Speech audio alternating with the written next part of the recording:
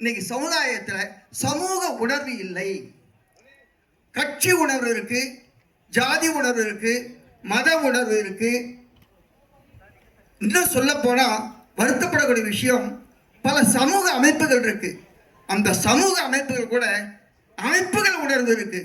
ஆனால் இன்னைக்கு தேவை என்னன்னா, இன்னைக்கு இந்த சமூகத்தில் இருக்கக்கூடிய ஒவ்வொருத்தருக்கும் நாமெல்லாம் ஒரே சமூகம் அப்படின்ற உணர்வு தேவை. அப்ப இதை எப்படி அறிவுறுத்துறதா, விளம்பரம் பண்றதா, பிரச்சாரம் பண்றதா அப்படி இல்லாம நல்லோர் வட்டம் அமைதியாக அந்த சமூக உணர்வு உள்ளவர்களை ஒருங்கிணைத்து ஒரு லட்சிய சமுதாயமாக ஒரு வாழ்க்கையை உருவாக்கிட்டு இருக்கு நல்லோர் வட்டம். இந்த லட்சிய சமுதாயத்துக்கு உள்ள வர்றவங்க எல்லாம் அவர்களுக்கு கட்சி கிடையாது, ஜாதி கிடையாது, மதம் கிடையாது, பொருளாதார ஏற்றத்தாழ்வு கிடையாது.